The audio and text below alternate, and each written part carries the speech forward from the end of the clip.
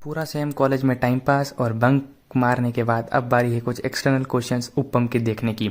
तो आज हम बात करने वाले हैं उपम के कुछ इंपॉर्टेंट क्वेश्चंस जो कि आपको एक्सटर्नल एग्जाम में काम आने वाले हैं या एक्सटर्नल को जवाब देने में मज़ा आने वाला है। तो यूनिट नंबर 1 से हम बात करने वाले हैं। यूनिट नंबर 1 में आपको क्वेश्चंस मिल जाएंगे, ये 5 आप ऊपर से, या यूनिट नंबर 1 तो डेफिनेटली आपको पढ़ के जाना ही है। जैसे कि उसमें ऑब्जेक्ट ओरिएंटेड प्रोग्रामिंग लैंग्वेज है, वेरियस कंसेप्ट ऑफ ऊप्स है, एडवांटेज ऑफ ऊप्स है, क्लास ऑब्जेक्ट, कंस्ट्रक्टर डिस्ट्रक्टर भी इसी में मान लो आप, ठीक है।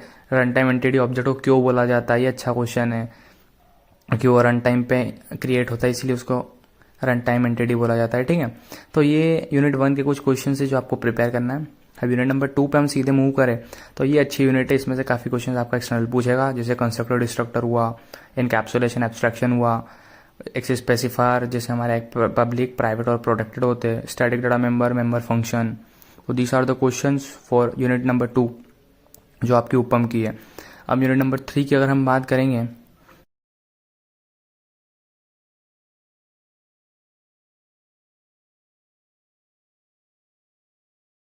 तो unit number 3 inheritance simple unit. Inheritance के टाइप्स आप कर लो सारे, मल्टीपल डायमंड प्रॉब्लम क्या होती है वो कर लो, किस किस इनहेरिटेंस में होती है वो कर लो, और बचे हुए 3 क्वेश्चन कर लो। ये सर रद्दी क्वेश्चन है, ठीक है।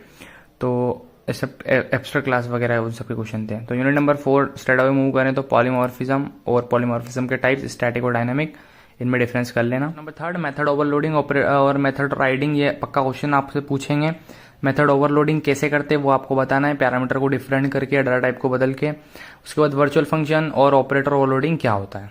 उसके बाद हम डायरेक्ट अगर मूव करें यूनिट नंबर 5 पे, तो यूनिट नंबर 5 से आपको मिल जाएगा व्हाट आर स्ट्रिंग्स, आपको पता है कलेक्शन ऑफ कैरेक्टर या फिर बनी बनाई क्लास, एक्सेप्शनल हैंडलिंग करना है, ट्राई कैच थ्रो और मल्टी थ्रेडिंग।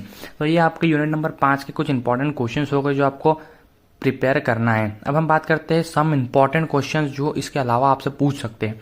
इसमें आपको फ्रेंड फंक्शन मिल जाएगा, क्लास और ऑब्जेक्ट किससे रिलेटेड है वो मिल जाएगा, प्योर वर्चुअल फंक्शन आप जानते हैं जिसके आगे वर्चुअल और इक्वल टू में 0 लिखा हो, क्लास और स्ट्रक्चर आप देख लेना।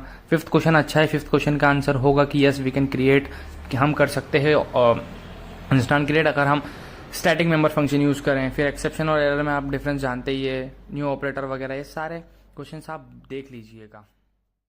नीचे ये क्वेश्चन काफी इंपॉर्टेंट है, 7th में पूछा है न्यू डिलीट ऑपरेटर क्या होते हैं, तो आपको सिंपली कहना है for dynamic memory allocation new and delete operator are used. Question number 8 can constructor destructor be overloaded, तो सिंपली नो इसका आंसर है। कैन डिस्ट्रक्टर बी वर्चुअल, तो yes destructor can be virtual but constructor कभी virtual नहीं होता है, ठीक है। Question number 10 can we create instance of abstract class, मतलब ऑब्जेक्ट बना सकते हैं क्या एब्स्ट्रैक्ट क्लास का, तो नहीं, एब्स्ट्रैक्ट क्लास का इंप्लीमेंटेशन इसीलिए होता है ताकि उसका कोई ऑब्जेक्ट ना बना पाए। तो यही सारे क्वेश्चन है जो आप प्रिपेयर करके जाओ, ठीक है। तो बाकी जाओ फोड़ के आओ। बिलीव मी गाइज, अगर ये तुम क्वेश्चंस करके जाते हो तो definitely you boost up with confidence and easily आप आपका एक्सटर्नल एग्जामिनेशन को क्लियर कर पाओगे, क्योंकि यही सारे क्वेश्चंस है जो आप एक्सटर्नल उसके मुंह पे होता है।